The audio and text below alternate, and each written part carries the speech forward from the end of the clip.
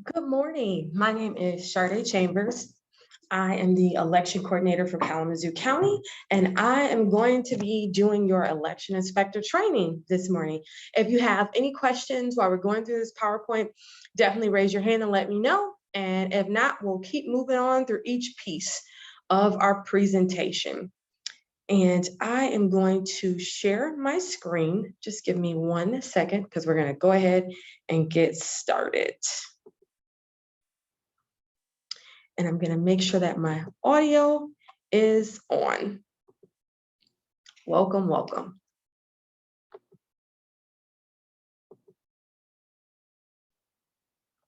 Okay, I believe that everyone can see my screen, which is awesome. And again, as I said before, my name is Sade Chambers. I'm the election coordinator here at Kalamazoo County. I typically do my training with Beth Bird, who's our chief deputy. Unfortunately, she couldn't be here today, so it'll just be me. I'm going to teach you all about how to be an election inspector. We're going to talk about the opening procedures, closing procedures, and all the in-betweens of questions that you may receive while you're working on election day. So let's go ahead and get started. So on our agenda, we're going to talk about opening the polls. We're going to talk about election day procedures, how to close out the polls, and I'll also have my contact information in this slides as well. That'll be given to your local clerks in case you ever want to reach out to our office with any questions or concerns. All right, so let's get started. So opening the polls. A couple important pieces I do want to address. One important piece is that we need to make sure at all times that 3 election inspectors are in the precinct at all times. If for any time during the day you have an emergency, you need to step out of the precinct, make sure that you talk to your chairperson so that we can make sure that everyone is covered. Another important piece is that we want to make sure that we do what's called checks and balances. When I say checks and balances, we need to always make sure when it comes to helping out voters or doing tasks where 2 election inspectors need to do them together, we always need to make sure that we have a D and an R always working together. We always need to make sure that we have 2 separate parties working together on tasks to make sure that we're keeping it fair and transparent and that we're covering all of our bases.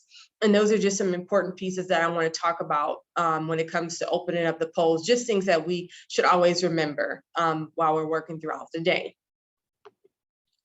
I'm going to show you a video on how to open up the polls. This will be very helpful, especially for those who are new, who have never done this before.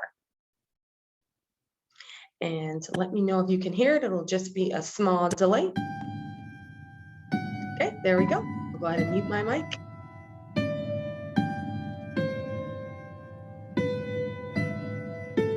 Opening the polls. The polls open at 7 a.m. on Election Day. Before voters start voting at 7 a.m., there are several key tasks to complete. First, if the chairperson was not sworn in prior to Election Day, an election inspector should administer the chairperson oath found in the front of the poll book, and both the chairperson and the person administering the oath should sign. Next, the chairperson should give the oath to all election inspectors. Once everyone has been sworn in, it's time to prepare the polling place. Some local clerks can prepare a polling place before an election more than others. Your tasks may vary. Remember, a minimum of 3 inspectors must be present at all times, with at least 1 from each major political party. Precinct setup is important. Ensure tables and chairs and the stations they represent are placed in a manner that allows for an orderly flow through the process and include the appropriate supplies. When possible, we recommend using one door to enter, setting up tables in a U shape, and having voters exit out a different door. Go ahead and restart this video one more time. I don't think everybody could hear the audio. Hold on 1 second. Okay, there we go.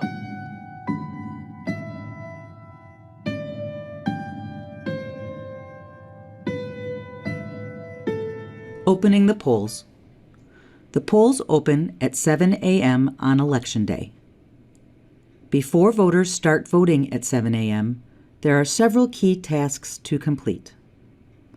First, if the chairperson was not sworn in prior to Election Day, an election inspector should administer the chairperson oath found in the front of the poll book, and both the chairperson and the person administering the oath should sign. Next, the chairperson should give the oath to all election inspectors. Once everyone has been sworn in, it's time to prepare the polling place. Some local clerks can prepare a polling place before an election more than others. Your tasks may vary. Remember, a minimum of 3 inspectors must be present at all times, with at least 1 from each major political party. Precinct setup is important. Ensure tables and chairs and the stations they represent are placed in a manner that allows for an orderly flow through the process and include the appropriate supplies. When possible, we recommend using one door to enter, setting up tables in a U shape, and having voters exit out a different door.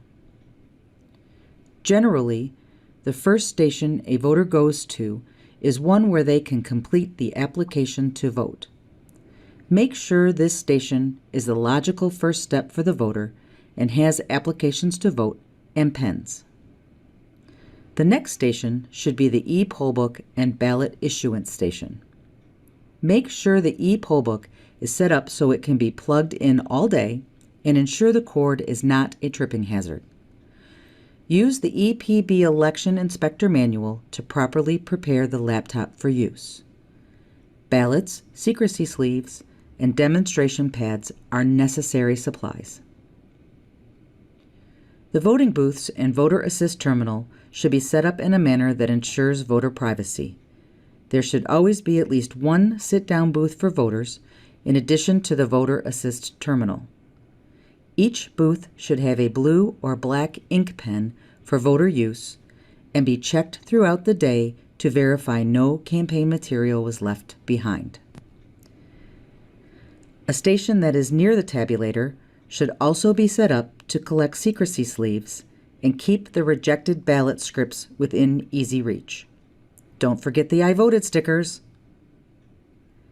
A public area should also be set up.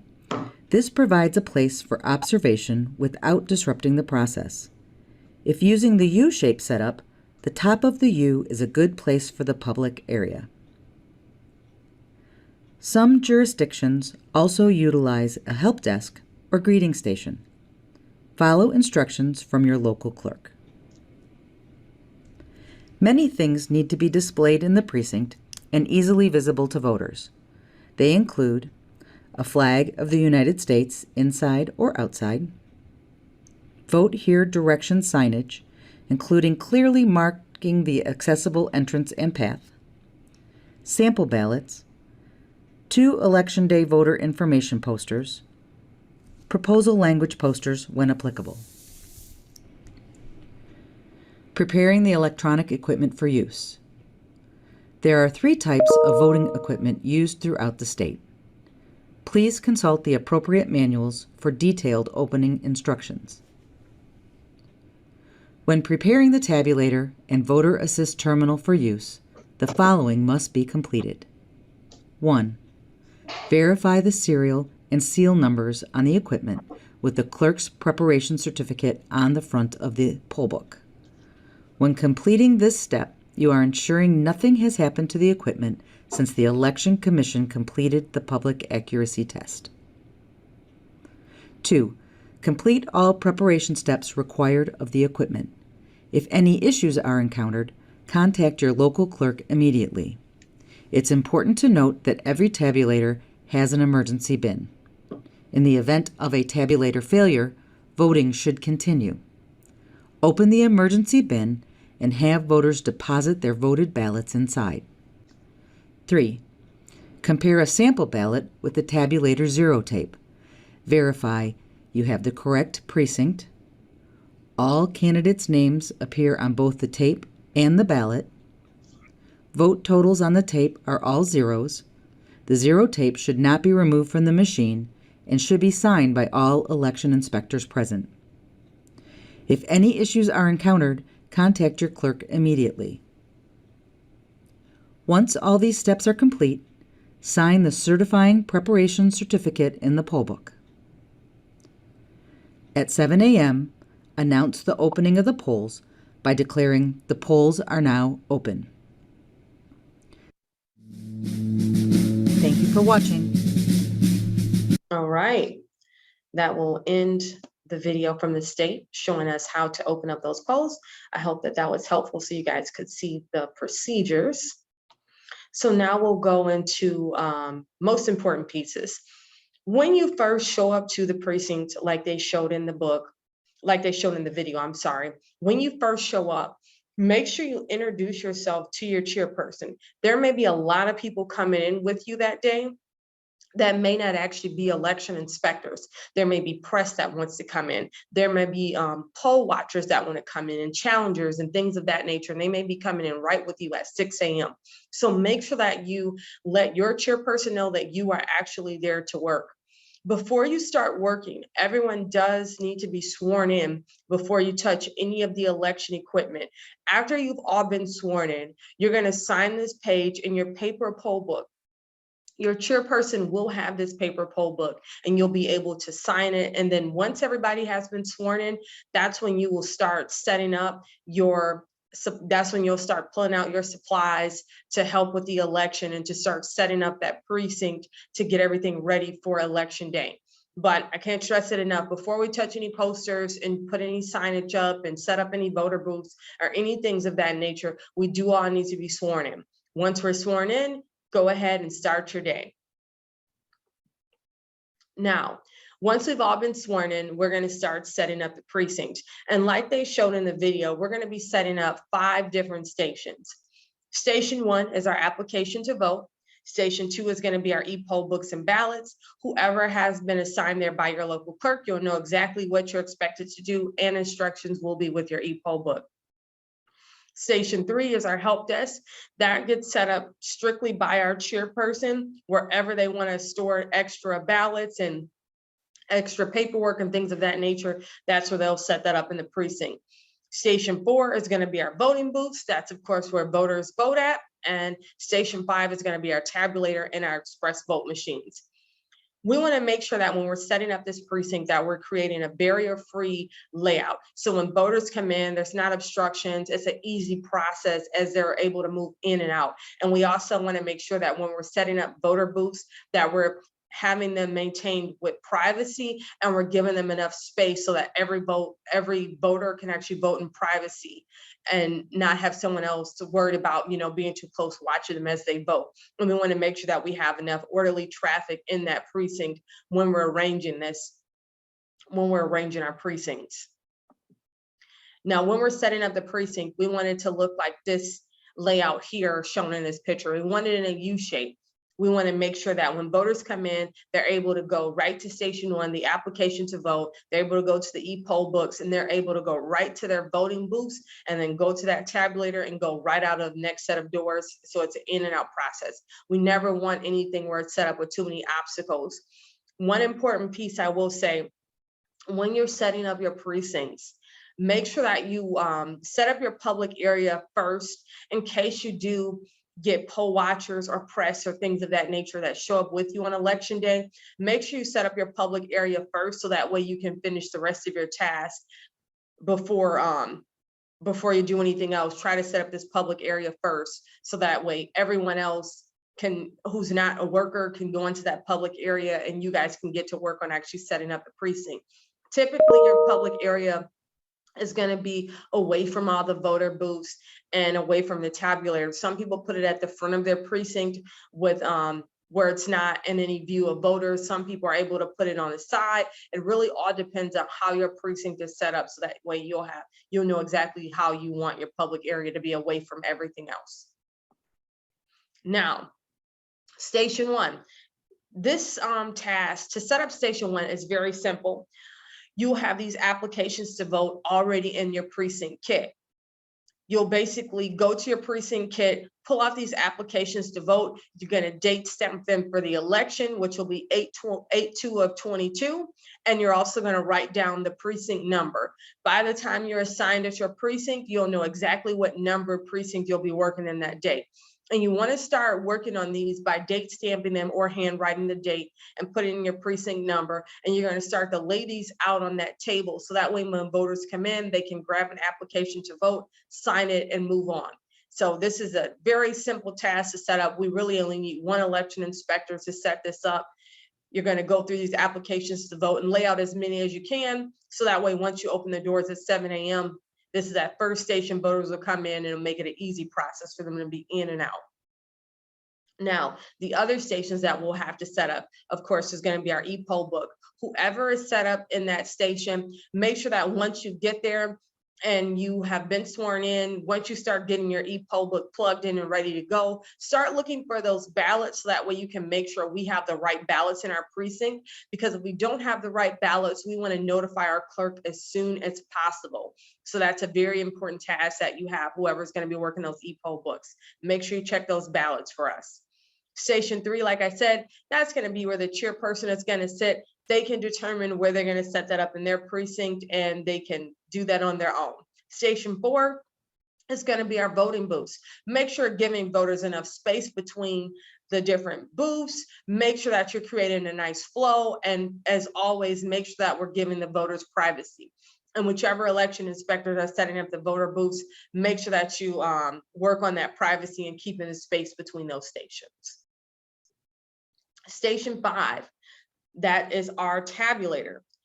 This should be set up as soon as we are sworn in. Once we are sworn in, we need to make sure that we get this tabulator up and running. It's very important. And when we set this tabulator up, we need to make sure that we have 2 inspectors. We need a Democrat or Republican or a Libertarian Independent party. Whoever is present from another party, we always need to make sure that we have 2, one from each party, making sure this tabulator is plugged in and ready to go. Once we have it all plugged in, we want to open up what's called the auxiliary bins. The auxiliary bins are going to be on the bottom of the tabulator. They're going to be little black doors. We'll have a set of keys. We're going to open up that tabulator. We're also going to check to make sure there's no supplies tucked inside. Make sure that there's no test ballots in there that a clerk may have forgotten to remove. And we're going to make sure that all of it's cleaned and empty. If you find anything in there that we need to notify the clerk about, let your chairperson know so they can call over to the clerk in case there was something left in there that shouldn't be. But we want to make sure that this is all cleaned out. Once we've checked the auxiliary doors and we've taken everything out that may be in there, we're going to go ahead and lock those doors back. And then we're going to go ahead and check to make sure we have the right tabulator. To make sure we have the right tabulator, we're going to open up this little gray door on the top of the tabulator. We're going to turn the key and open it up. First things first, we need to check the serial numbers on the tabulator. We're going to look at the serial number to make sure it matches what's in that paper poll book. Once we know those numbers match, we're going to go ahead and start up the tabulator and let it open up the polls. We're going to wait for it to print out a 0 tape. And once that 0 tape comes up, we're going to rip that tape off and we're going to take that 0 tape and match it to our ballots to make sure that we have the right tabulator.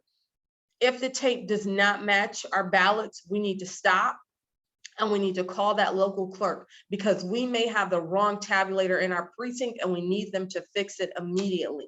Now, if we open it up and let's say the serial numbers don't match what's in that paper poll book, again, we're going to stop and we're going to call that clerk because they need to bring us the right tabulator because we have the wrong tabulator in our precinct. If you run into any of those issues where the serial number doesn't match or the 0 tape doesn't match what's on our ballot and match what's on our and match the correct precinct, we're going to stop and we're going to call the local clerk so that we can get that corrected because we would do no due diligence to a voter if we have the wrong tabulator that can't read the ballots and we would not be able to actually do our jobs correctly during the day. So we're going to stop if any of those items are wrong and we're going to contact that clerk. Now, if everything's correct, the serial numbers match, the zero tape matches, we're going to go ahead and let that tabulator do what it needs to do throughout the rest of the day. And then once we finish this task with the tabulator, we can see if anyone else needs any help in the precinct that may be still finishing up their task. Now, another item that we'll be setting up is what's called an express vote. Express vote is what our company, we use ES&S. That's who build all of our programs for our tabulator. That's where our tabulators come. They also build our express vote. You may hear some people say voter assist terminal. That's another term that people use, but we call it an express vote. And basically this machine is utilized to help voters that may have disabilities, that also just may want to use it because even if they don't have disabilities, this is a touchscreen machine. It comes with a headset. People can bring their own accessories that have them to hook up to this machine, and it makes it for an easier option to vote where you are able to do a touchscreen, the machine reads everything back to you, and it's just another easier option to vote. And what I will say is, again, like the tabulator, when we have 2 election inspectors, we need 2 election inspectors also setting up the express vote. The express vote does come with its own set of instructions. The express vote should be treated just like any other voting booth. It needs to be plugged in, it needs to have privacy, it needs to be away from voters, and we need to make sure that no one else can see the screen. So when a voter is voting, we need to make sure that they're given their privacy as well. And when we're setting up this machine, we also need to check the serial number on this machine to make sure we have the right machine. We're going to check the serial numbers in our paper poll book. If those numbers are wrong, we're going to do the same thing like we did with the tabulator. We are going to call that local clerk because we probably have the wrong express vote and we need to get that corrected immediately. And that's very important. Also, this express vote does come with a longer cord. We also want to make sure that this cord is tucked away so it does not become a tripping hazard, I should say, a tripping hazard in our precinct. So we want to make sure that that cord is put away. Now because we have some first timers who have never worked the precinct, I'm going to show you guys a video on how this machine actually works and how voters can utilize it. It's a little bit of a longer video, about 10 to 11 minutes, but it'll be able to explain to you how this machine works thoroughly, just so you get an idea. And let me go ahead and get this video all started. So just be a moment. And again, if you can't hear the video, just let me know. Here we go. All voters have the right to use an accessible machine to mark their ballot in the polling place. These machines, called voter assist terminals, can also be used in the clerk's office for marking absent voter ballots in the days leading up to an election. The machine must be available and turned on wherever voting is taking place. To use the voter assist terminal, just ask. You do not need to say you have a disability or show any proof of a disability. The ES&S Express Vote has assistive tools that make it easier for voters with visual, hearing, mobility, or other disabilities to mark their ballots. Voting with this machine involves 3 steps: marking the ballot with the Express Vote, printing your card, and inserting it into the tabulator. This video will walk you through that process. At the polling place or in the clerk's office, let the election worker know that you'd like to use the Express Vote machine. You can say you'd like to use the accessible voting machine or the voter assist terminal. It should be located in an easy-to-access area where your voting privacy will be protected. For your health and safety, the machine should be at least 6 feet from other voting booths and other areas being used by voters. There should be ample space under and around the table for mobility devices. If you will be taking someone with you to assist you in casting your ballot, the election worker will verify that that person is not your employer or an agent of your union. You may also request that 2 election workers accompany you to help you cast your ballot. As you face the Express Vote machine, you will see the touchscreen, the card slot, and a black panel with 2 power indicators and 2 accessibility ports. The left port, beneath the symbol of access, is where assistive devices such as sip and puff or rocker switch may be connected. Any assistive device that can plug into ExpressVote's quarter-inch port may be used. Note that precincts will not provide sip and puff equipment. A rocker switch and connector cable may be available for you to use. Contact your local clerk's office to verify. The right port on the black panel is for headphones, which will already be plugged in. Headphones may be used together with the touchscreen or any other assistive devices that scroll and select. The ExpressVote has an audio tactile keyboard for voters who do not use the touchscreen. It attaches to the left side of the console. The keypad is typically used with headphones and features audio controls in its lower right corner. The rectangular button at the bottom increases or decreases volume. The oval button just above it increases or decreases the speed at which the ballot and instructions are read. Just above that button, a circular repeat button may be pressed to repeat the last spoken phrase. A hexagonal pause button is located just to the left of the volume button. Pressing this pauses the audio message. Pressing it again will restart the message. In the top right corner of the keypad, a diamond-shaped button labeled Screen may be used to turn off the display completely to keep your ballot and ballot selections private. Pressing it a second time will turn the display back on. There are 4 arrow-shaped buttons that you will press to navigate through the ballot. These surround a square button that you will press to make a selection. Forward and back arrows located to the right and left of the Select button advance to the next page or return to the previous one. Up and down arrows, which lie above and below the Select button, move the cursor up and down, highlighting each selectable element on the screen. A pentagon-shaped Home button in the bottom left of the keyboard may be pressed at any time to access instructions and help for the current page. The keypad's buttons are all labeled in Braille. To start a voting session on the ExpressVote, you will need a long, rectangular card called an activation card. It will be coded with your ballot and precinct information. Some precincts use blank cards that are not encoded with this information. In this case, it is typical for an election worker to accompany you to the machine and select the correct ballot and precinct style. If you prefer to do this yourself, let the election worker know. They can provide you with the information you need to load the right ballot. Contact your local clerk if you'd like to know whether your jurisdiction uses pre-coded or blank cards. After you have applied to vote, you will be given an activation card. If the card does not have a ballot stub on it, the election worker will remove a ballot stub from a standard ballot and insert it into the pocket on the secrecy sleeve with your application to vote. The election worker will offer to activate the ExpressVote for you. They will also offer to orient you in using the ExpressVote and answer any questions you have. Do not hesitate to let them know what you need or to ask them to repeat instructions. You have the right to vote with or without assistance.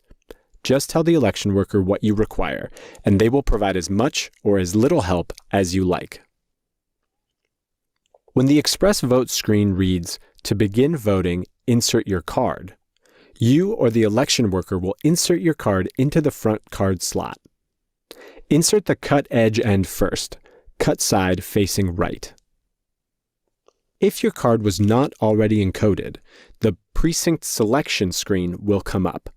You may use the on-screen keypad to enter the full name of the precinct, but it is easier to select Search to pull up a short list of precincts, or to enter the first letter or two of your precinct, then select Search, which will return an even shorter list. If there's more than one ballot style being voted in your precinct, you will be prompted to select the correct ballot style. If multiple languages are supported for the election, the Select a Language screen will offer the ballot in 2 or more languages. Select the language you prefer. Your ballot should now be loaded, and the Start Voting button will be available on the screen. If an election worker has assisted you in loading the ballot, they might ask if you would like any further help. Otherwise, they will leave you to cast your ballot privately. You can always ask for assistance during any step of the voting process. Select Start Voting. If you'd like to adjust the display settings, use the main navigation bar at the bottom of the touchscreen. Select the zoom icon to adjust font size, and contrast if you'd like to change the display to black with white text. To adjust audio settings using the Audio Tactile keyboard, use the volume and tempo buttons.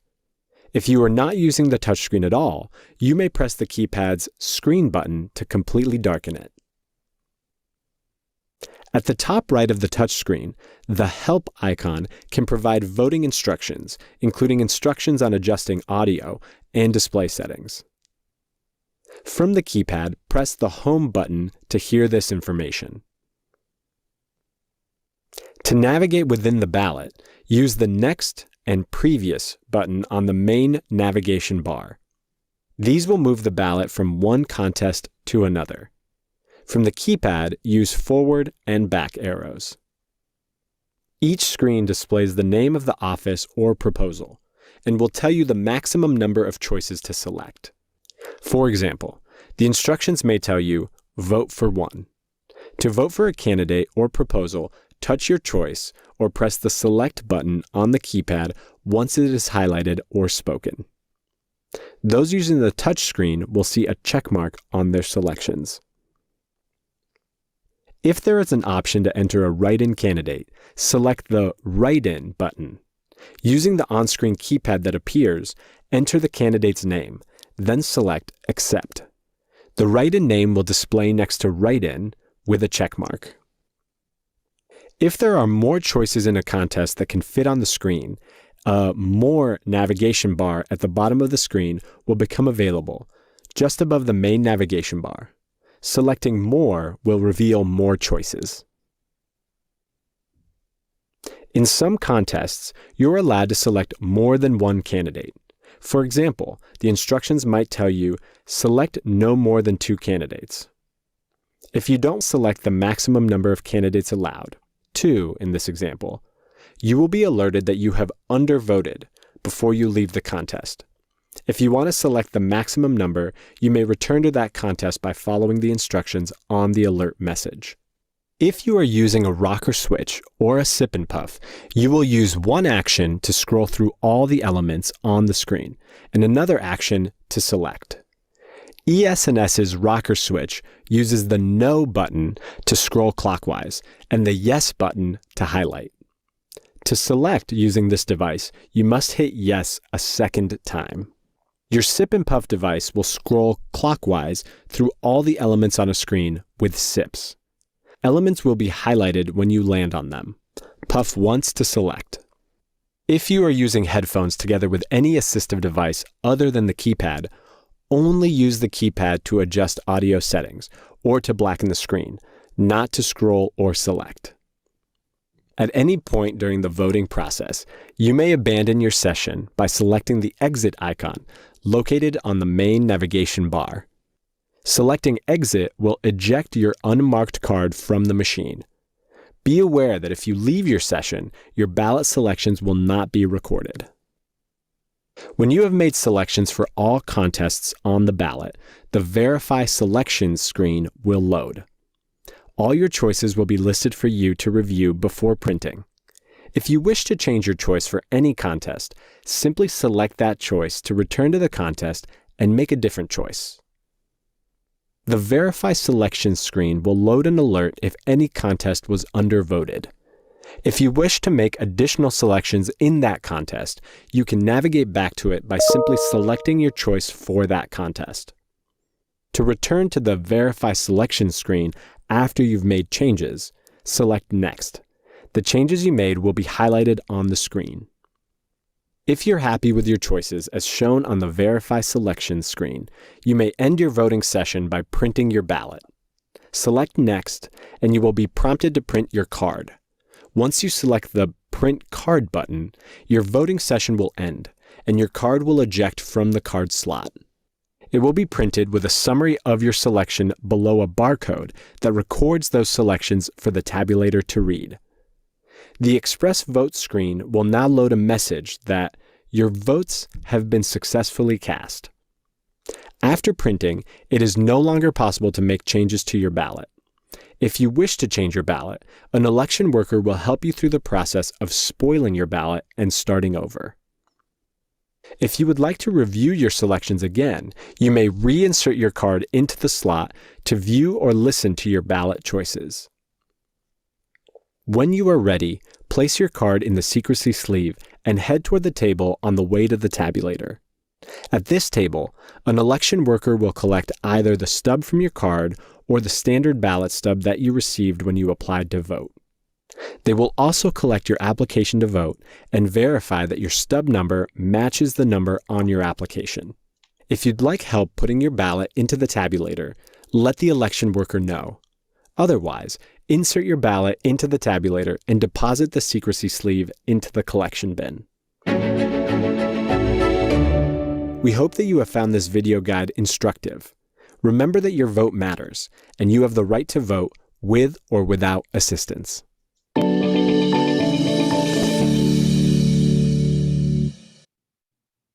Perfect. So that was the video on how to use the Express Vote. I hope that you guys gained a better understanding about the machine, and know that everyone can use it, whether you have a disability or not. It is definitely a great machine to use, and especially during our primary season, it'll help when voters are coming in, because with the ballot, it does have both parties on the ballot and you do have to pick a side. And the nice thing about this machine is that it'll allow you to stay within party lines and not make those mistakes.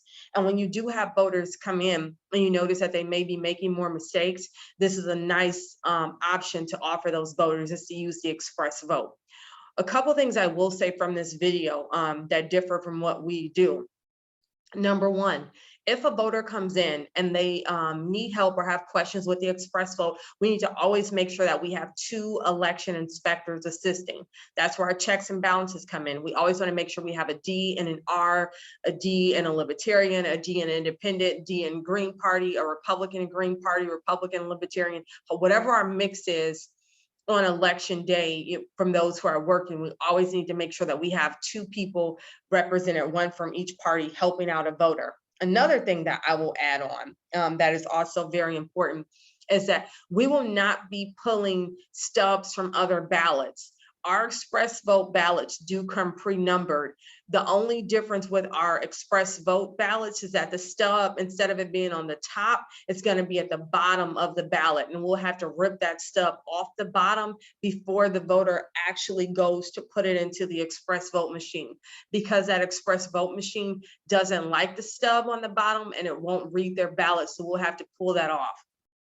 One last thing I will say about the Express Votes is, you can't stress it enough, when you have a voter use that machine, once they're done, they need to print that card off so that they can actually have their vote tabulated in our tabulator. These Express Vote machines do not count votes. So if you do happen to see a voter that walks away too fast and forgets to print out their card, if you can kindly, instruct them to go back to that Express Vote machine to print their card, because we don't want them to lose their votes, because this machine, once it times out, it will erase everything that they've done and they'll have to start over from scratch. So if we catch a voter walking away and we don't see that they have that card, kindly let them know you need to go back to that Express Vote machine and print off your card and to take it back to the actual tabulator to be tabulated. And our tabulators, just in case I have questions, because some people didn't know this, but our tabulators can in fact read those Express Vote ballots. It has a tray that'll go smaller to read those, and it'll expand to read the bigger ballots, just in case you have that question. But yes. Another thing, when you're setting up the precinct, when you're looking through your precinct kits, make sure that you have these alcohol pads and Q-tips. These are things that we're going to use to make sure that we sanitize our election equipment throughout the day. If throughout the day you notice smudges or dust, this is where you can use those alcohol pads and Q-tips. If you notice that these are not in your precinct kits, call over to your clerk and let them know that you need those alcohol pads and Q-tips to keep those machines clean. Just something to make you guys aware when you're working in the precinct and you're getting started for the day. One thing, please don't use any other sprays, Clorox wipes, any of those things on this machine because they will damage both our express vote and our tabulator. These screens are very sensitive and very expensive. So only use alcohol wipes, that's it. Now, after we've opened up the precinct, it should now be 7 a.m. Your chairperson or whoever they scheduled to do this should be announcing that the polls are open right at 7 a.m. And we can open up those doors and let those voters in. One thing to remember while you're working at the precinct is that it is your job to maintain peace and order in that precinct. If you happen to get a voter that may become disorderly, verbally abusive towards you or your elect or your other co-person you're working with, you can kindly ask them to leave that precinct. We want to make sure we always have order in our precincts, that we want to make sure that all votes are cast securely and safely and within peace. And with that in mind, we just want to make sure that we're maintaining peace and order. And if a voter comes in disgruntled, we want to try our best to help that voter out to figure out what their issue may be. And if we can't, always refer them to their local clerk. When in doubt, always refer to their local clerk. And, just apologize if there's something that we weren't able to figure out at that precinct. But we always want to make sure that we maintain order. Now, do I have any questions on any of the opening procedures? Seeing none, I'm going to move on to our next phase, which is election day procedures. And we're going to talk about all the different things you may run into during the election day as once the polls are actually open. Some basics that I do want to talk about. As you all know, we start our day at 6 a.m. Make sure you arrive on time. If you have an emergency and you can't make it, you overslept, whatever the case may be, make sure you reach out to your local clerk or that you call your chairperson if you have their number. Call them, text them, however you prefer, to let them know if you're going to be running late, because we do need to make sure that these polls open promptly at 7 a.m. Another important piece, make sure you dress appropriately and comfortable. A lot of these precincts may be cold. Make sure you bring a sweater or jacket if you know that you get cold easily. Make sure you wear some comfortable shoes because it will be a long day. The only thing that we ask is that you don't wear cut up pants and you don't wear cut up shirts. Make sure that you look nice and neat. You don't have to come in a business suit, but make sure that you look professional and that you look nice that day. And make sure that you bring a sweater or a jacket if you know you're going to get cold. Another thing, make sure that you also, if you need snacks, make sure you bring those snacks. If you're a coffee drinker, make sure you bring your coffee in the morning. Make sure you have all those things ready to go to help you operate better during the election. I can't stress it enough. Please make sure you're always communicating with your chairperson. If you need to take a bathroom break, if you need to step out the precinct to make an emergency call, make sure to let your chairperson know. That way we can always make sure that our jobs are covered. And as I said earlier in this presentation, 3 inspectors in the precinct always. That's very important. We need to make sure that we always have 3 election inspectors in the precinct. Technically 4 because our chairperson will be there, but they don't count. So we need to make sure we always have 3 election inspectors. Another important piece, we all want to be friends when this is over. We all want to enjoy who we worked with during this election. I can't stress it enough. Please don't talk politics while you're working at the precinct. We all have different views on many different political aspects. So we want to make sure that we're not talking about those things at the precinct. We can talk about life. We can talk about weather. We can talk about your grandbaby. We can talk about animals, whatever you want to talk about, even a little show, a TV show you may like, but we don't want to talk about politics. For one, we don't want to offend the person that we're working with. And for 2, we don't want to offend voters that may walk in and hear these conversations. We want to make sure that we're not offending anyone and that we keep the conversations very appropriate. We start at 6 a.m. Sometimes we're working 10 to 11 hours. We want to make sure that we're friends from the beginning to the end because we may work with each other again, and we want to keep that peace. Another thing that I will say, when you're doing breaks and dinners and things like that, make sure you schedule those times with your chairperson and make sure you're talking it over with your team, when you want to take your breaks and things like that, because it's a long day. I want to make sure you guys are all able to eat, all able to get your breaks when you need them, because we know when we take our breaks, we come back refreshed and we're ready to work some more. So make sure you discuss that with your chairperson. Another thing, we all have cell phones. Perfectly fine.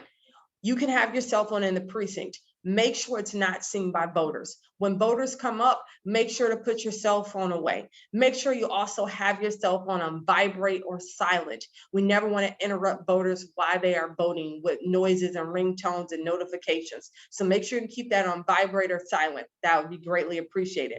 Also, we never want to have our cell phones out when voters come in, because we never want a voter to think that, oh, they recorded me, they took a picture of me, and those things aren't allowed in the precinct. So we want to make sure that we put our cell phones away. If you have a call that you do need to take and it's important, just go ahead and step out the precinct. If you want to play a game on your phone, read the news, or whatever you want to do during downtime in the precinct, that's totally fine. But once voters come in, make sure to put that cell phone away and make sure that that voter is most important. Those are just some of the basics I wanted to touch on. Now, August, what are we coming for? What's actually going to be on the ballot? This is our primary season, and we're going to have a lot of people on the ballot. Our governor will be on the ballot. Our governor race will be on the ballot. Our representatives in Congress will be on the ballot. State Senate, state representatives.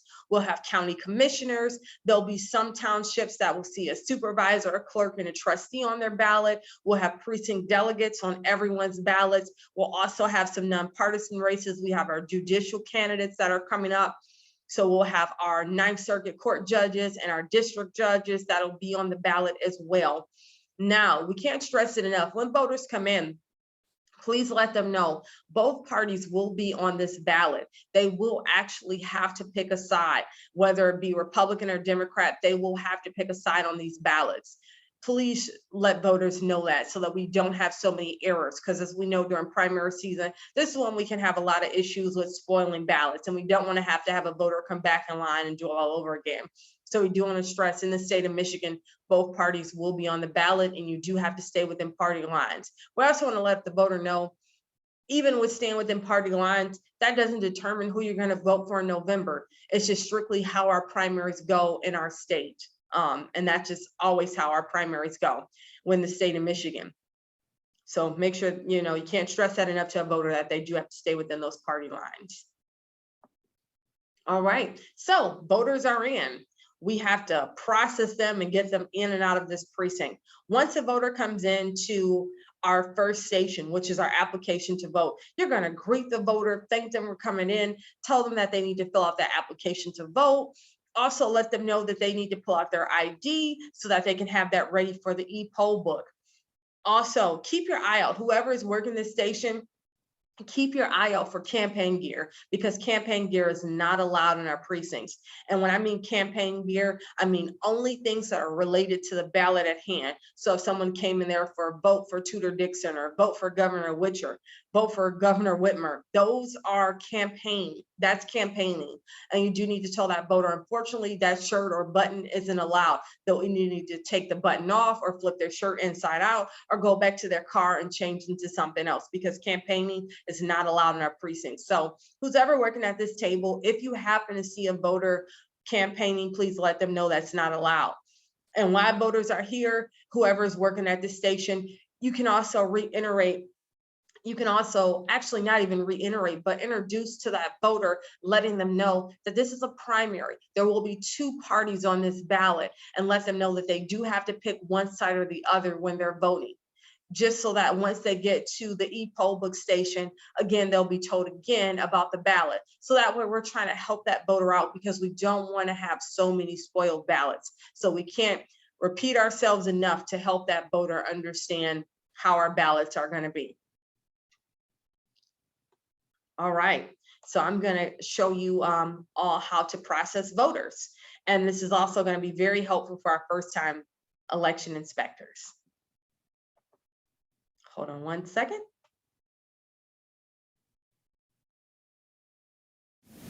Number one, identifying the voter. As the voter enters the polling location, greet the voter and instruct them on how to complete the application to vote. First, give the voter an application to vote to print and sign their name, and write their current residential address and day and month of birth. The voter can do this while waiting in line. When the voter gets to the processing table, Ask the voter if they have photo ID. The following types of photo ID are acceptable: driver's license or state identification card issued by Michigan or another state, federal or state government-issued photo identification, a U.S. passport, a military identification card with photo, a student identification card with photo from a high school or an accredited institution of higher education, or a tribal identification card with photo. If the voter provides a valid picture ID, confirm that the name on the ID matches the name on the application to vote. Keep in mind that commonly used abbreviated names are acceptable, for example, Bill for William or Kathy for Catherine. Then do a visual confirmation that the picture on the ID matches the individual presenting the ID. The ID check is only to confirm identity based on the photo and name on the ID. The ID check is not used to confirm the voter's address. If the voter does not have a valid picture ID in their possession at the polls, that voter is still welcome to vote under Michigan law. The voter simply signs a separate affidavit on the back of the application to vote, stating they lack picture identification. Then their ballot is tabulated as normal. A voter not in possession of picture ID who refuses to sign the affidavit of voter not in possession of picture ID cannot vote and should be referred to the clerk. A voter who claims to have picture ID but refuses to show it cannot be issued a ballot and should be referred to the clerk. The voter does not have the option of signing the affidavit of voter not in possession of picture ID, as the affidavit is for voters who can truthfully state that they are not in possession of picture ID. Number 2, voter lookup, electronic poll book. Next, you will look the voter up in the electronic poll book, also called the e-poll book or EPB. Use the application to vote to search for the voter by typing their information into the EPB. Alternatively, you can use a driver's license and magnetic card swiper or barcode reader to find the voter. Once you locate the voter in the EPB, verify that the address provided on the application to vote matches their registered address in the EPB. After confirming the voter's address, check to see if their record includes a status flag indicating they need to fix a registration issue, satisfy the federal ID requirement, or that they received an absent voter ballot. If you have a split precinct, this is the time to confirm which ballot style the voter should receive and communicate that to the ballot station inspector. If the voter's registration cannot be found in the e-poll book, refer to Missing Voter Flowchart to determine your next steps. Number 3, status flags. Some voters will have status flags that need to be resolved prior to issuing a ballot, usually due to incomplete or outdated voter registration information. In the e-poll book, the status flag appears as a red question mark next to the voter's name. Look to the Election Inspector action window at the bottom of the voter details screen to identify the unresolved issue. Status flags include codes indicating that an absent voter ballot was already issued to the voter. Citizenship or residency has been made. The voter has not satisfied the federal ID requirement, or the voter needs to verify his or her address, citizenship, signature, or date of birth. The AV sent status indicates the voter was issued an AV ballot or absent voter ballot, but it has not been recorded as received by the clerk. To remedy this flag and issue an in-precinct ballot, ask the voter to surrender the absent voter ballot and issue a regular precinct ballot. If the voter does not possess their AV ballot to surrender, contact the clerk to confirm the ballot has not been received. The clerk will reject the AV ballot in the voter's record, and the voter will then need to complete the affidavit of lost or destroyed absentee ballot and then be issued a regular precinct ballot.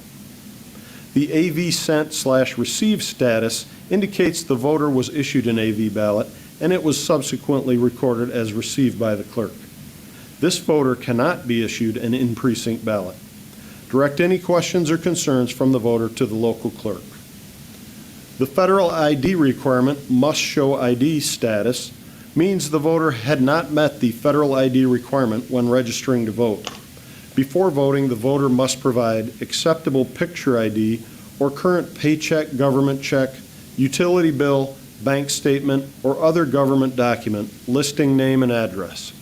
The Verify Surrendered License status means the voter needs to verify his or her address.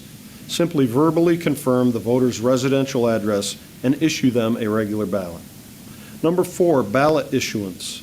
After the voter has been identified, resolved any status flags, and is deemed eligible to vote, the election inspector in charge of processing voters must write their own initials on the application to vote. Then ask the election inspector at the ballot station what the next ballot number is and enter it into the EPB. The election inspector at the ballot station completes the inspector portion of the application to vote, including the ballot number and voter number. Double check that the appropriate ballot style was issued. Give the voter the ballot secrecy sleeve, and the completed application to vote. Provide concise, consistent instructions on how to mark the ballot and direct the voter to the next available voting station to vote the ballot. Number 5, voting and tabulating. An election inspector should be waiting between the voting booths and the tabulator. This election inspector should be at least 10 feet from the tabulator. After voting, the voter must insert the ballot into the ballot secrecy sleeve with only the numbered ballot stub exposed, and present the ballot and the application to vote to an election inspector for verification. Ensure that the voted ballot remains inside the sleeve, showing only the numbered stub during the verification step. Verify that the number on the stub of the voter's ballot matches the ballot number recorded on the application to vote. If the numbers match, tear off the stub, spindle the application to vote, and instruct the voter to feed the ballot into the tabulator. Retain or dispose of stubs as directed by the clerk. It's very important to ensure the privacy of the voter's ballot at all times. Provide space for the voter to feed the ballot into the tabulator. If the tabulator accepts the ballot as cast, retrieve the secrecy sleeve from the voter for reuse. If the tabulator rejects the voter's ballot for any reason, be prepared to assist the voter and explain how the voter can correct any errors. Scripts on how to appropriately address rejections can be found within the election inspector's reference manual. Finally, don't forget to give the voter their I voted sticker. All right, that was a great video on how to process voters. All right, what I will say, when voters come in, we do need to identify them. One exception to the rule of it being valid is Michigan driver's license or IDs. Those can be expired. Those are the only ones that we can accept, and they can be expired. That's totally fine. Any other state, federal issued student ID or tribal ID, those all have to be current. If they are not current, and they have been expired, the voter will have to sign an affidavit of identity, which is on the back of those application to vote forms. Now, if you get a voter that simply just refuses to show you their ID, they're not able to be issued a ballot, and they're not able to sign the affidavit. Refusal is unacceptable. You would need to refer them to the local clerk's office. But anyone else that comes in and they have their ID, or if it is expired from other states or from other institutions, they will have to sign the affidavit of identity on the back of their applications to vote. Now, another thing too, is that here in the county of Kalamazoo, we have what's called a county ID.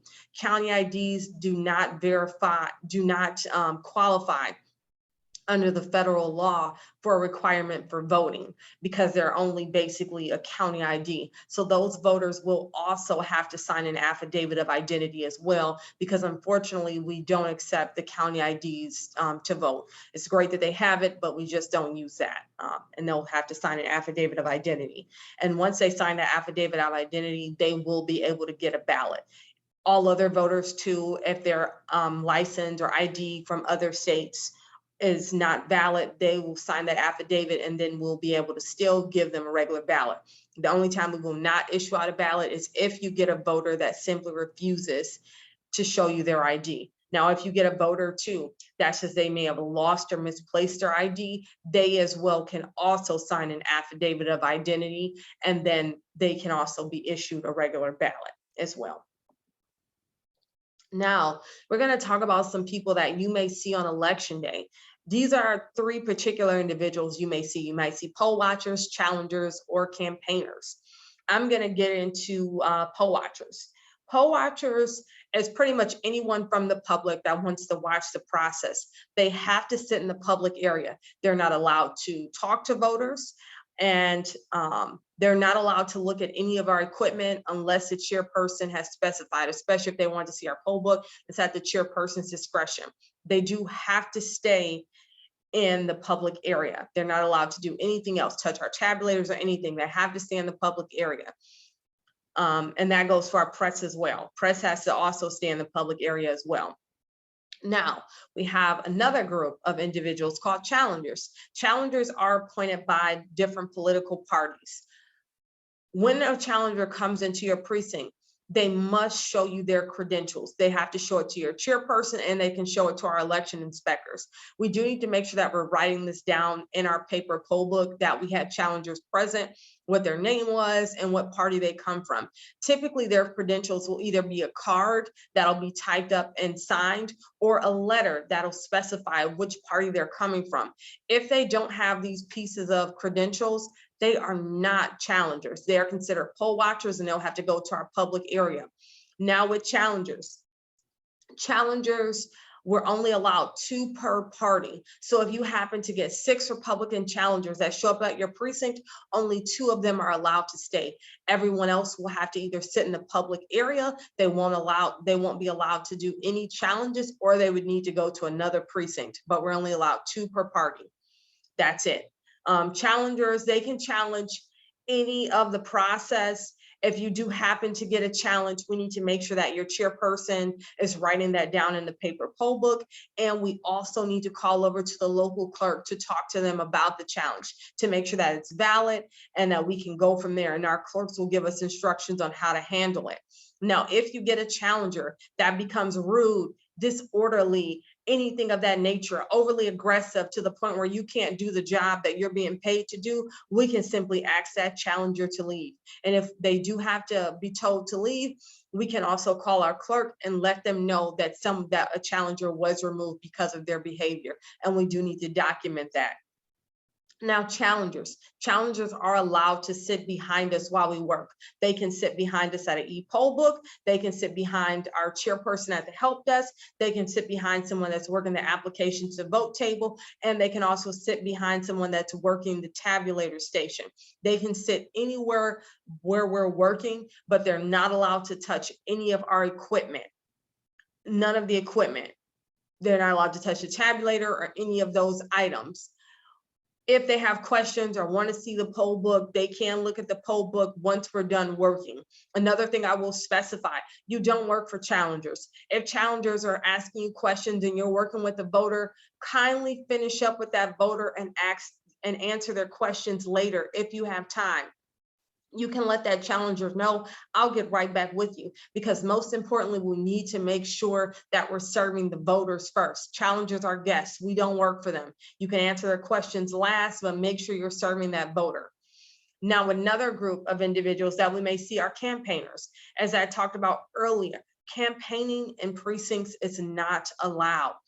If you see someone with campaign gear related to what's on the ballot, we do need to let them know that that's not allowed in the precinct. They'll either have to take that shirt off, take that button off, whatever. They also can't distribute materials about a certain campaign. They can't try to solicit signatures. I know we have petitioners going around. They are not allowed to do that.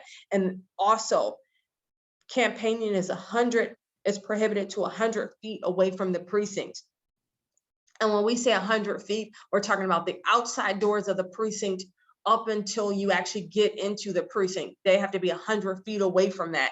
If you are working at a precinct that is sharing space, I know we use community centers, and on one side of the building, that may be our precinct, and the other side of the building is going to be used for something else.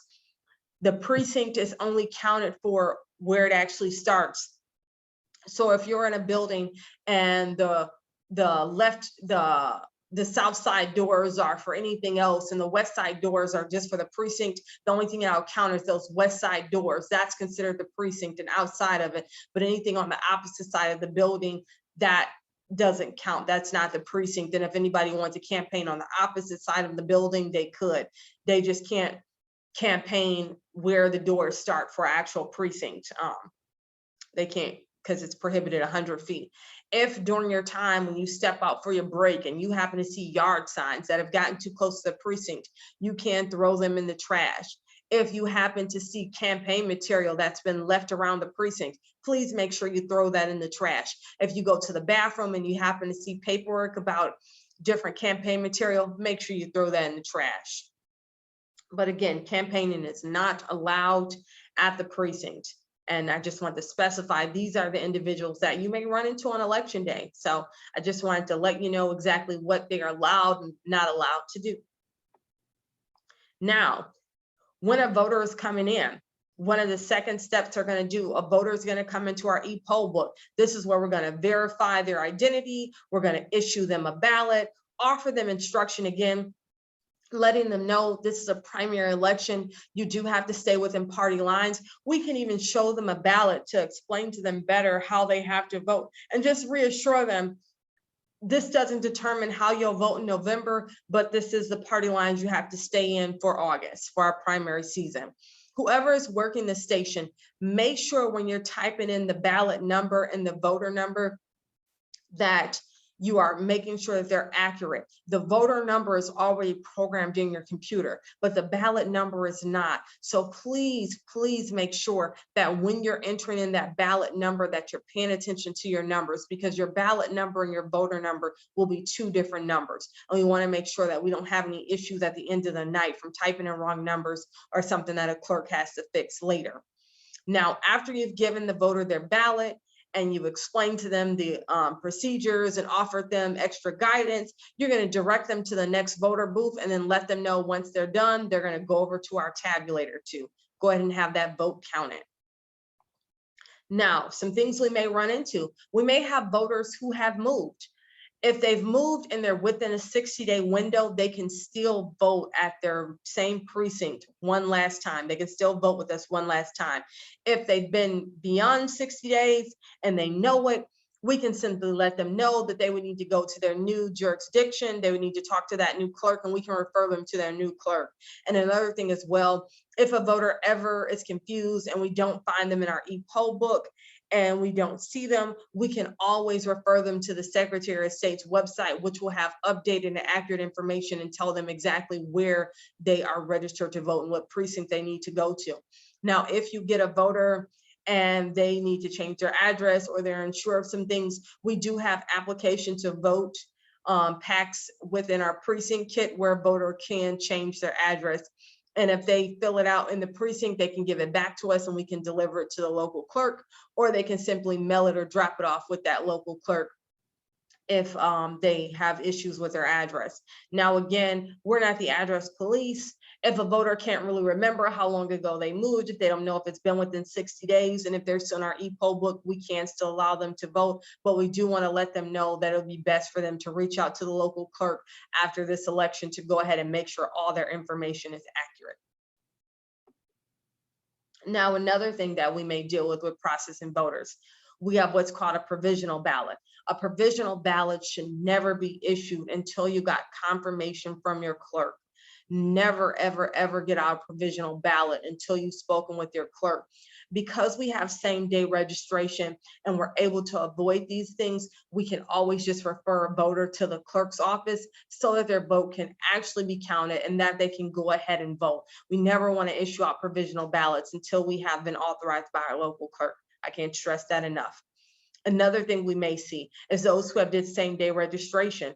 They may show up at our precinct with a bright yellow or bright green paper that shows that they have just registered to vote, and we'll have to manually add them to our e-poll book. We very rarely will run into this because a lot of times when they do same-day registration, the local clerk will just go ahead and let them vote already at the township or city hall, because it saves them on gas and it becomes a waste of time to have them drive back to their precinct if they're already present and can already vote for us. But you may run into same-day registration, you may not. If you do, there's steps on how to set that voter up to be able to issue them a ballot. Now, another thing that we may have to deal with is a challenge ballot.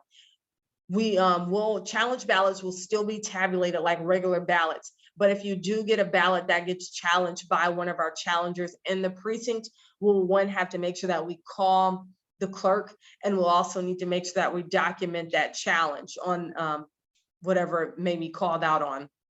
But challenge ballots are still tabulated. If you happen to have a challenge ballot, you will let the voter know their ballot is still going to be counted, and reassure them of that and explain to them what the challenge was once we get clarification from our clerk before we go any further. And who's ever working the e-poll book, there will be a button on the e-poll book that does say challenge ballot, and we'll also need to click that if we happen to get a challenge ballot.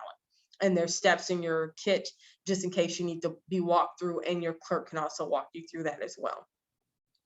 Now, another situation we may run into while working at the precincts, we may have voters that have voted, that have received absentee ballots. Sometimes voters think that they can come into our precinct and turn in their absentee ballots, but unfortunately they cannot. We are not the actual ballot box. Our precincts are only working for voters that are voting that day in the precinct. So if a voter does show up with their absentee ballot already completed, already filled out and in the envelope signed and ready to go, please tell them that they would need to go to their local clerk to have that vote counted. If for any reason that voter decides, you know what, I don't want to turn this ballot in, I actually want to vote at the precinct, we need to actually call over to that local clerk and have the clerk spoil out their ballot. And then we're going to take that ballot and we're going to put it in our spoiled and defective envelope. And then only at that time, once we have it confirmed by the actual clerk, we're going to then take that ballot, spoil it out, and then we'll be able to issue them a new ballot. Now, if you get a voter that comes in that says that their absentee ballot, they lost it, they destroyed it, they never got it, we also need to call over to the local clerk just to make sure that that ballot was not turned in. If it has not been turned in, the local clerk is then going to reject the ballot, and then we're going to have this voter filled out a lost or destroyed affidavit. Once they have filled out that affidavit, only at that time we'll be able to issue them a ballot in our precinct so that they can vote. Now, another thing you may run into, you may have someone who shows up, they've already voted absentee, but guess what? They changed their mind. Unfortunately, they can't change their vote. Their ballot has already been counted. We can go ahead and give them a sticker and send them on their way, but we're not able to issue them another ballot because they've already voted, and unfortunately, they can't change their vote on election day. But these are just some things you may run into with absentee voters. And as always, I can't stress it enough, make sure you call the local clerk with any issues when it comes to absentee ballots, especially if a voter is claiming that they lost or destroyed it, before we give them another ballot. Or if a voter comes in and they now want to vote in our precinct, we want to make sure that we talk to the clerk first before we give them another ballot. Because it is illegal to have two ballots out, and you're only allowed to vote one time. Now, another thing, as voters are finishing up the last and final step, they're going to go over to our tabulator. We want to make sure that we're always keeping 10 feet away from the tabulator. We want all individuals who are not putting their ballot in the tabulator, they need to be away from that ballot and at least 10 feet from that tabulator, I should say. Make sure whoever is working at the tabulator, you are best friends to who's working at our e-poll book station. Make sure to keep your applications to vote in numerical order by voter number, and make sure when you're tearing the stubs off these ballots, you're keeping them in numerical order by the stub number. We want to keep both of these items separated, because throughout the day when we're going to check to make sure we balance, we'll be able to help the e-poll book. If there's a number off or a ballot off, we'll be able to figure out where that error occurred. So please, please, I can't stress it enough, make sure you keep both of those items in order. So at the end of the night, we have no issues when it comes to balancing. Now, one thing I will say, only one voter should be at the tabulator putting in their ballot. I don't care if it's a spouse, if it's their young adult child voting, it's their first time, no one can be by the tabulator except for the individual inserting their ballot. Family members, once they have inserted their ballot, they will need to step out of the precinct, and we will have the next person move up. The only exception is if a voter has a teenager who is not able to vote, or a young child that does need to stay with the parent, they can be with their parent by the tabulator. If we have a voter who has brought in someone to assist them, their assistant can also be by the tabulator with them. Those are the only exceptions. Anything other than that, one voter at the tabulator alone everybody puts in their ballot in privacy. And once they're done, step out of the precinct and wait for your family member or your friend. And another thing I can't stress, make sure you give out the I voted stickers. We have thousands of them. Please give them out. The more, the merrier. Give those stickers out. Give them to the kids. Give them to the teens. Whoever comes in, give those stickers out after they put in their ballot in the tabulator.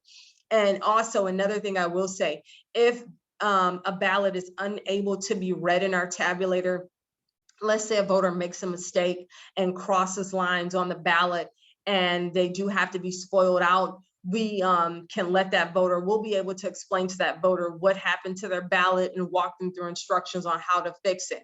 Now, if you get a voter that does not want to fix their ballot for whatever reason, our tabulators can be force-fed their ballot, and we will have to let that voter know that all of their partisan races won't be counted. So like the gubernatorial races in Congress, those won't be counted. The only thing that will be counted will only be the judicial candidate. So you'll have to let that voter know anything else won't be counted. Now, if they do change their mind and say, you know what, I want to fix my ballot, we'll just take back the application to vote and their stub number, take that over to the e-poll book and have the e-poll book spoil out that ballot, and we'll have to reissue them another ballot if that does happen. But we will have instructions on how to explain about why a voter ballot got rejected. We'll have different verbiage you can use to help you out throughout that process, because we may run through that.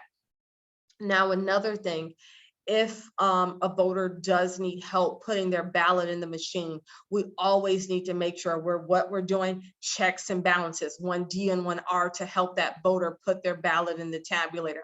We never want to touch their ballot. We always want to guide that voter's hand to pushing their own ballot in the tabulator. But if they need help, we can definitely assist. And we're going to guide that voter's hand by pushing their ballot into that tabulator. Now, some other things that we're talking about, what's allowed and what's not allowed in the precinct. When it comes to photos, selfies are not allowed. They're not allowed in our precincts. You can take a picture of your ballot once you're in your voter booth, but absolutely no selfies with that ballot. If you happen to see a voter taking a selfie, you can politely let them know, I'm sorry, that's not allowed. They would need to sit in the voter booth and take a picture that way, but no selfies. We can't ask them to delete a photo out of their phone, but we can simply let them know that's not allowed. Another thing that's not allowed, people are not allowed to record in the voting areas. Or record our e-poll books. So if you have a challenger that is trying to take pictures or record, that is not allowed, and they can be asked to be removed out of the precinct. That is a violation. The only recording that is allowed is in the public area, because the public area is away from our voter booths and our tabulator. Media, press, all that good stuff, they can record and take pictures in our public area. That's it. They're not allowed to be in any other space in that precinct besides our public area. Now, if you run out of space in your public area, press can record from the hallway outside of the precinct if you run out of space. So whoever is a chairperson, if you notice that you've run out of space in your public area and you really don't have a space to put the press, you can have them record out in the hallway away from voters voting. They can record the line of people going into the precinct and outside of the precinct, but they're not allowed to come in and record where voters are actually voting at if you run out of space. But I can't stress it enough. Selfies are not allowed. And also our challengers are not allowed to take pictures of our e-poll books, our tabulators, or take pictures or record in the precinct. If they do any of those things, they will be asked to leave. The only recording that is allowed is in the public area. Do I have any questions on election day procedures? If not, we're gonna go ahead and move on to our closing. Seeing none, I'm gonna move over to our last piece, which is closing. We know by 8 o'clock, everybody is ready to go home. We know that we don't really go home at 8 o'clock, but that is what time the election day is over.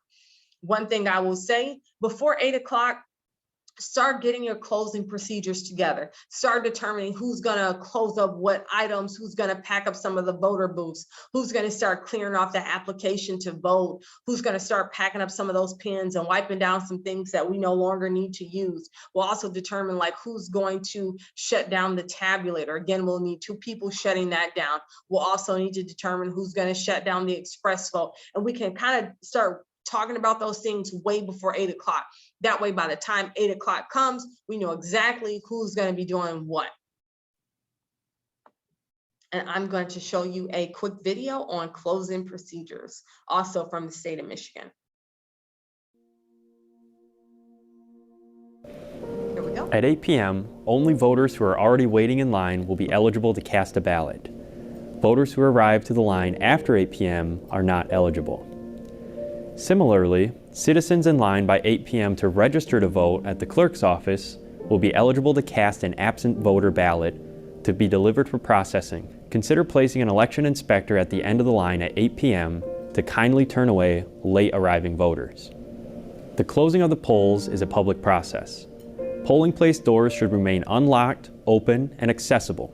Members of the public, interested parties, and candidates are allowed to view closing procedures from the public area. Challengers may still observe closing processes within their rights and responsibilities. Begin your final checks and final ballot tabulations. If processing absent voter ballots in the precinct, make sure to check with the local clerk for any last-minute ballots being delivered for processing. Be sure to check the auxiliary bin under the tabulator for ballots requiring tabulation and inspect the precinct for any out-of-place ballots or materials. At this point, 2 election inspectors of differing political parties may begin any necessary duplication of ballots that contained voter corrections or physical deficiencies that inhibited proper tabulation, found in the auxiliary bin. After you have taken the steps provided by the clerk to close out your electronic poll book, it is time to complete the physical poll book. The first step in this process is the completion of the election inspector certificate. Complete this certificate by doing the following. Record the number of ballots tabulated. Record the number of envelope ballots and ensure that they are all properly sealed in the provisional ballot storage envelope. Record the number of voters according to the list of voters. Verify that the number of ballots tabulated plus provisional envelope ballots equals the number of voters. If they do not, and a valid discrepancy exists, a notation was made in the remarks section. Verify completion and balancing of the ballot summary, and that if any of the following items occurred, they were properly recorded. Challenges presented by any certified challengers present at the polling place. If no challengers were present on election day, this section will be blank. All absent voter ballots tabulated, all ballots duplicated and tabulated, and all valid write-in votes tallied. Place a check mark in each box as the task is completed and verified. Proceed to the seal verification section and record the seal number of the ballot container. Remember, the ballot container should only have the following items inside: voted ballots, unused ballots, voted VAT ballots and any unused VAT stock, the spoiled ballot envelope, original ballot envelope,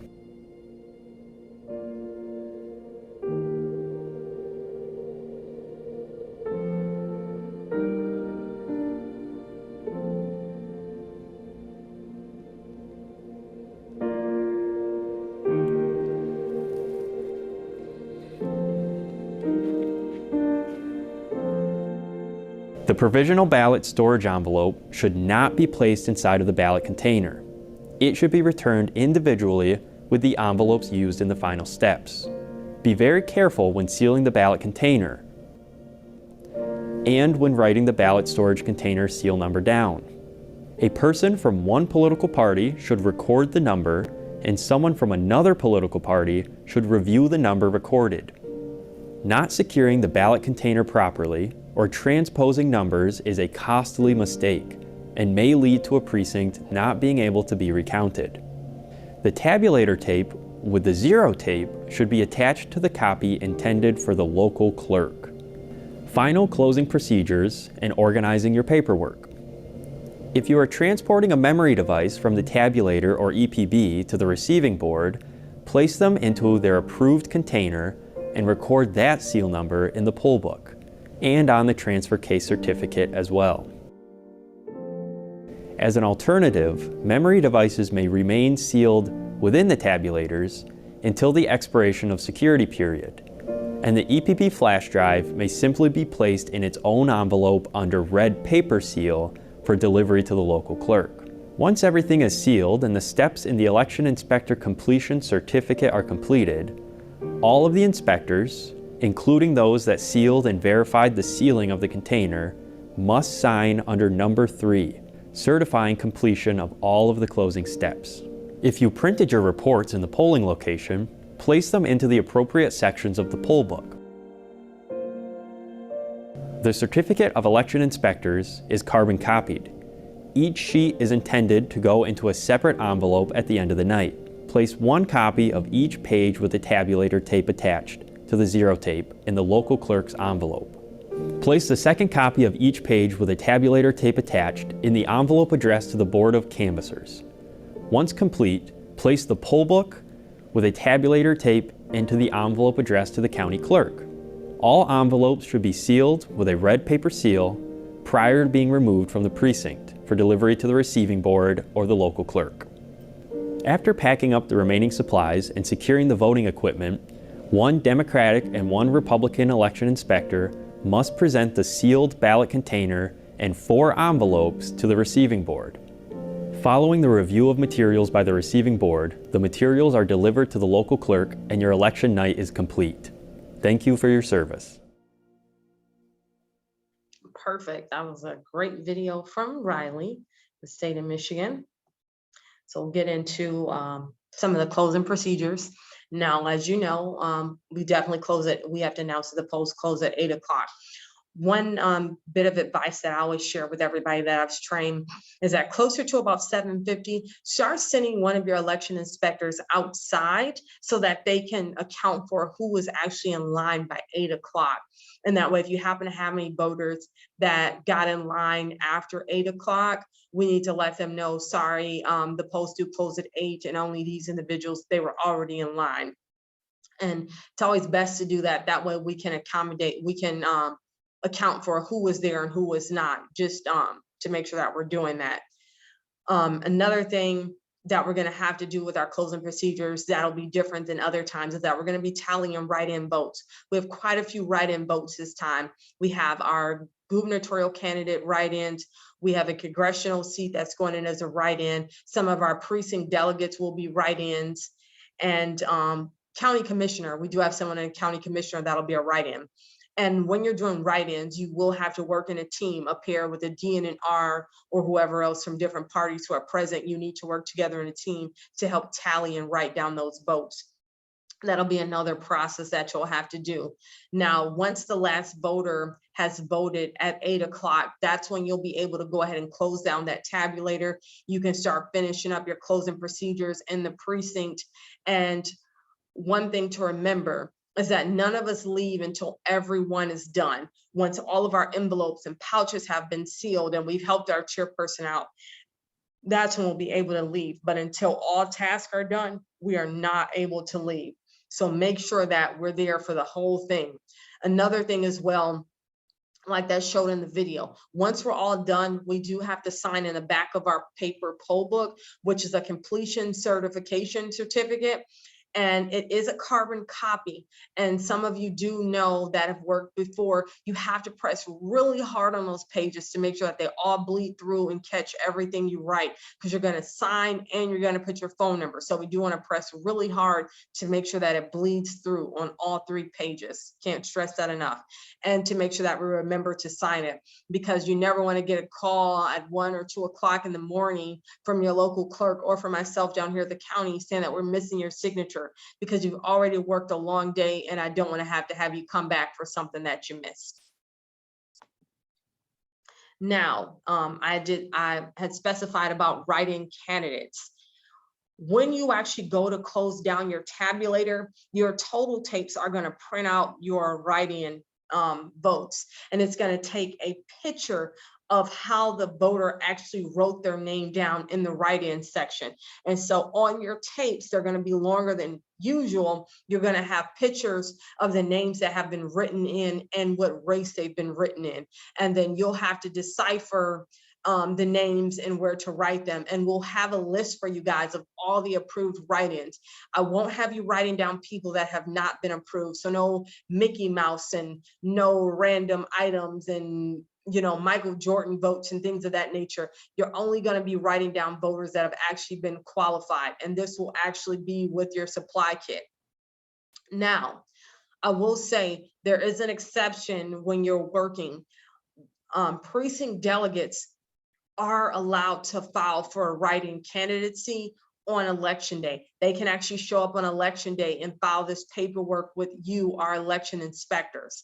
When they file this paperwork, they do not need a notary. You can actually, whoever is the election inspector can sign and print their name on that notary line, and we will accept it. That's totally fine. They don't need a notary on election day. Now, if you do get precinct delegates that file on election day, you will need to count their votes as well, and then keep their information with also your sheet of other people that have been qualified write-in candidates. And I'm going to show you what the tally sheets look like. The tally sheets are going to look like this. They're going to be in the back of your poll book, and they're also going to be carbon copies. And we'll have one for precinct delegates, and it'll specify it, and then we'll have one for candidates. And this is where you're going to write it in. You'll write in each variation of a candidate's name. So for example, we have James Doe, which is his government name. We're going to write the office, write the party, and we're going to tally in those votes. Now, if you happen to see a nickname, Jim Doe, that also goes with him. We're going to make a separate line for that as well, and then write down the office, the party, and also tally in those votes. And we're going to do that for every voter, for every verified write-in candidate. Same thing goes for our delegates. We're going to write down the different variations of their names on each line. We'll do separate tallies. Now, if you, for example, like James Doe, he'd only been qualified to be a state representative. If someone decided to write his name in the governor's race or congressional seat, we're not going to count those votes. We're only going to count the votes where they've been qualified to run. And another rule of thumb, if you get to the end of your tallies and you're at 50 votes for a candidate, you're going to start a new line with the same name, and you're going to write James Doe again, or whatever the candidate's name is again, and then you're going to continue to add in those more votes. And that's why we have you guys work in pairs, not only for checks and balances, but to also make sure that we're not making mistakes. So one person can look at the tape and call out the vote, and another person can start writing them down in the poll book. Now, one thing that will be different this year, some people may have seen it in years past, we won't actually have a precinct delegate book. The state has got rid of that. So it'll be a much easier task where you'll only have to write the votes down on these carbon sheets in the back of your poll book. Once these votes are tallied in, you're going to then give these sheets back to your chairperson, and they're going to go ahead and put them in the envelope to take them back to the clerk's office. And when we're closing up, like they showed in the video, these are the envelopes that we're going to be packaging up and making sure that they all have the right information. The one nice thing about these envelopes is because they all have what's supposed to go inside of them, so that way we make no mistakes. And when we're sealing these envelopes up at the end of the night, we only want to use those red and white stickers. We never want to take off the backing on those envelopes to seal them. We only want to use red and white stickers to seal these envelopes. That's it. Once all these envelopes have exactly what they need in them, we're going to give them all over to our chairperson, help them out, and then we'll be done for the day. And that's it on our closing procedures. I'm going to go ahead and stop sharing my screen, and let me turn back on my video here. Did anyone have any other questions before we go? Seeing none, I'm going to go ahead and close this out. And again, I thank you so much for all the work you do from the bottom of my heart and the bottom of our local clerks. Without you, we wouldn't be able to have an election. We couldn't pay you enough for all the work that you do. And we greatly appreciate everything that you guys do for us. And at any time, if you have questions, concerns, or anything, don't hesitate to reach out to myself here down at the county or to your local clerk. All of us are working in this together to make sure that everything goes smoothly for you. And I thank you so much. We will see you all in August. Have a good one.